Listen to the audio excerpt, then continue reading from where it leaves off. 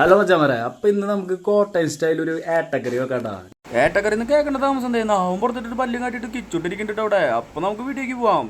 അപ്പൊ ഈ കറിക്ക് അധികം സാധനങ്ങളൊന്നും വേണ്ടാട്ടാ. അപ്പൊ കുറച്ച് വെളിച്ചെണ്ണ, കുറച്ച് ഉലുവ, കുറച്ച് കടുക്, പിന്നെ ഇഞ്ചി, വെളുത്തുള്ളി, കറിവേപ്പില, മഞ്ഞപ്പൊടി, മുളക് പൊടി, ആവശ്യത്തിന് ഉപ്പ്, കുറച്ച് കുടംപുള്ളി, പിന്നെ കുറച്ച് വെള്ളം. ഇത്ര മാത്രം മതിട്ടാ.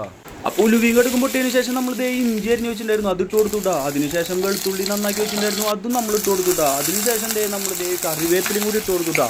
ഇനി ഇത് നന്നായിട്ടൊന്ന് ഇളക്കാട്ടാ. നമുക്ക് ആ പച്ചമണം മാറണ വരെ മാത്രം മതിട്ടാ. അപ്പൊ അതിനുശേഷം നമ്മളൊരു ടേബിൾ സ്പൂൺ മഞ്ഞപ്പൊടി ഇട്ട് കൊടുത്തിട്ട് ഒന്നുകൂടി ഒന്ന് ഇളക്കി കൊടുക്കുന്നുണ്ട് കേട്ടോ. പിന്നെ ഇതിനാവശ്യമായിട്ടുള്ളത് നമ്മുടെ മുളക് പൊടിയാണ് കേട്ടോ. അപ്പോൾ ഈ പാകത്തിന് മാത്രം നിങ്ങൾ ഇട്ടാൽ മതി. നിങ്ങളുടെ എരിവിനനുസരിച്ചിട്ട് നിങ്ങൾ മുളക് പൊടി ഇടാം കേട്ടോ. അപ്പോൾ ഞാനിത് ഇതിലേക്ക് 2.5 ടേബിൾ സ്പൂൺ മുളക് പൊടിയാണ് ഇട്ടോണേ. അപ്പോൾ അത് ഇട്ടതിന് ശേഷം നന്നായിട്ടൊന്ന് ഇളക്കി കൊടുക്കാം കേട്ടോ. അപ്പോൾ ഇനി നമുക്ക് പാകത്തിന് വെള്ളം ഒഴിച്ച് കൊടുക്കാം കേട്ടോ. അപ്പോൾ ഞാനിവിടെ 1 കപ്പ് ഇളം ചൂടുവെള്ളം കേട്ടോ ഒഴിച്ച് കൊടുത്തോണേ. അപ്പോൾ അതിന് ശേഷം കുറച്ച് ഉപ്പും കൂടി ഇട്ട് കൊടുക്കാം കേട്ടോ. എന്നിട്ട് നല്ലതുപോലെ ഒന്ന് ഇളക്കിയിട്ട് ഒരു തിളയ്ക്കാൻ വേണ്ടിയിട്ടൊന്ന് മാറ്റി വെക്കാം കേട്ടോ നമുക്ക്.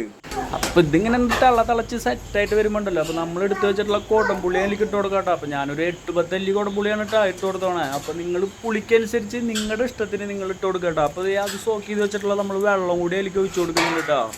അതിനുശേഷം നന്നായിട്ടൊന്ന് ഇളക്കി കൊടുത്തിട്ട് ഒരു തിളയ്ക്കണ വരെ നമുക്കൊന്ന് വെയിറ്റ് ചെയ്യാം കേട്ടോ. അപ്പോൾ ഇതിങ്ങനെ വെട്ടി തിളച്ച് വരുമ്പോൾ നമ്മൾ വെട്ടി സൈസാക്കി കഴുകി വെച്ചിട്ടുള്ള നമ്മുടെ ഏട്ട അതിലേക്ക് ഇട്ട് കൊടുക്കുക കേട്ടോ. അപ്പോൾ ഞാനിവിടെ 1 കിലോ ഏട്ട ഈ കറിക്ക് വേണ്ടിയിട്ട് വാങ്ങിയിട്ടുള്ളത്.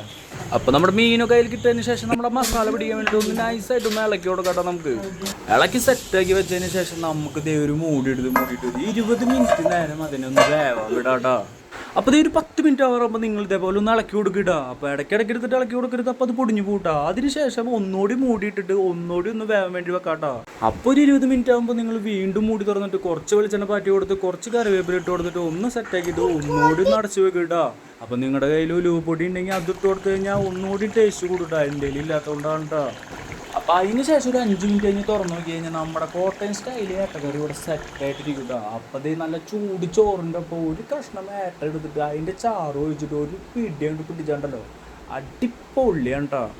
അപ്പോൾ വീഡിയോ ഇഷ്ടപ്പെട്ട് കഴിഞ്ഞാൽ ലൈക്ക് ചെയ്യുക, സപ്പോർട്ട് ചെയ്യുക. അപ്പോൾ ശരി.